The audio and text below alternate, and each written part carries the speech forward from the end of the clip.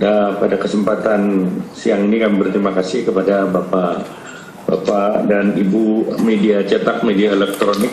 Saya bersama Ibu Menlu dan Pak Kepala BNPB menyampaikan hasil daripada rapat dengan Bapak Presiden.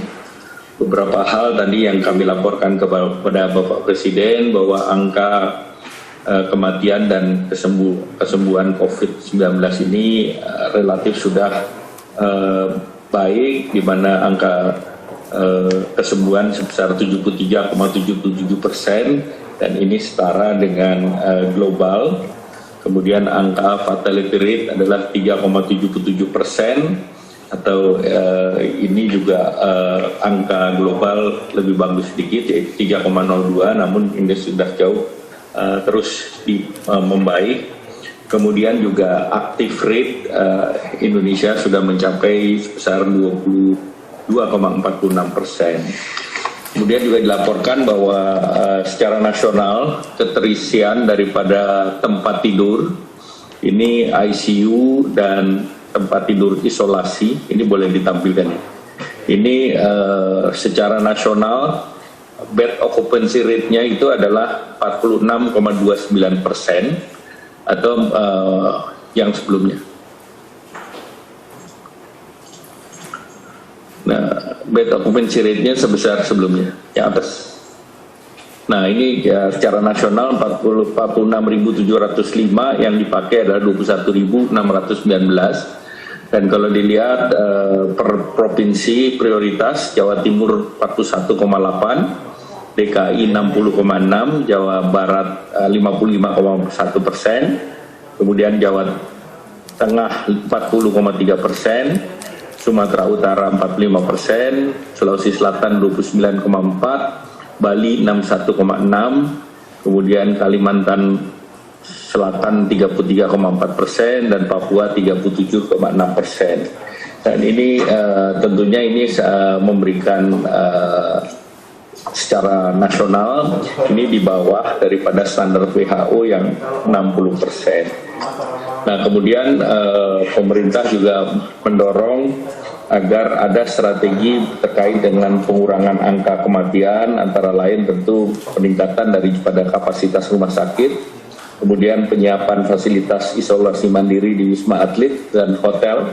untuk OTG, dan kemudian pemisahan kelompok komorbid, kemudian perlindungan terhadap kelompok yang rentan, kemudian juga menolong bagi pasien yang harus segera mendapatkan pertolongan, tidak menunggu kondisi gejala berat dan kritis, kemudian juga dilakukan standarisasi perawatan dan rujukan COVID-19, dan dari pertemuan dengan para Ikatan Dokter Indonesia dan kelompok profesi, perlindungan terhadap tenaga kesehatan ditingkatkan, dan Bapak Presiden mengarahkan baik di rumah sakit dilakukan audit dari Kementerian Kesehatan agar menjaga keselamatan daripada tenaga kesehatan, dan juga PCR memang yang disiapkan untuk tenaga kesehatan.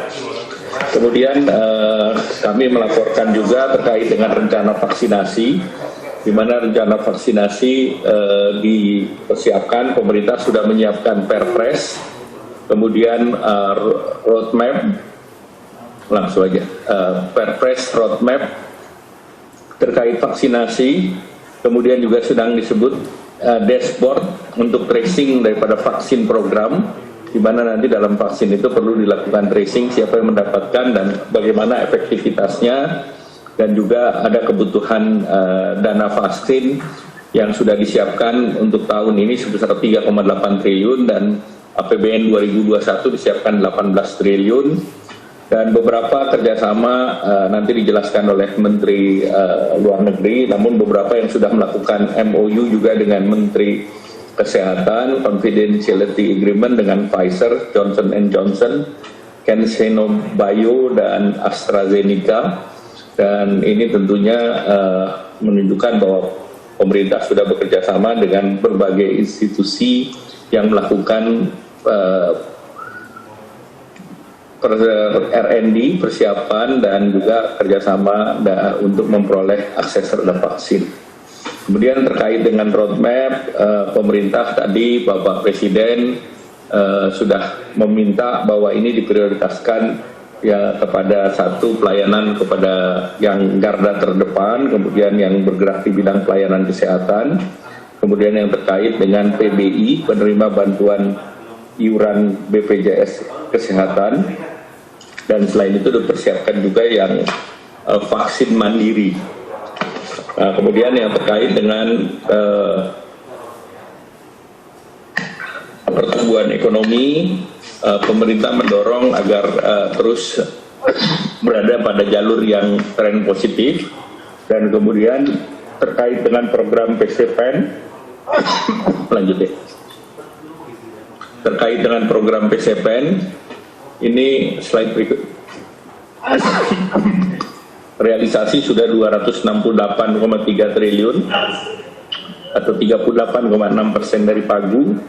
Kemudian juga terkait dengan penyerapan sudah naik 29,5%. Kemudian lanjut terkait dengan klaster kesehatan, perlindungan sosial dan sektoral, masing-masing dari kesehatan ada dari 87 menjadi 86, kemudian perlindungan sosial dari 203 menjadi 242, kemudian sektoral Pemda dari 106 ke 68, kemudian UMKM dari 123 menjadi 128, dan terkait dengan korporasi dari 53 menjadi 48. Jadi ini total penyerapan bisa sampai dengan 100%. Kemudian juga tadi disampaikan bahwa ada beberapa hal yang perlu didorong yang terkait dengan sektor korporasi, karena penyerapannya masih relatif rendah, yang bantuan melalui Himbara dan Perbanas. Nah, ini akan dilakukan evaluasi, dan terkait dengan perencanaannya akan diperhatikan dan diperbaiki atau direvisi karena penyerapannya tidak seperti yang diharapkan. Demikian beberapa catatan daripada rapat pada pagi hari ini. Selanjutnya Ibu Menteri Luar Negeri dan Pak Kepala Satgas nanti akan menambahkan. Terima kasih.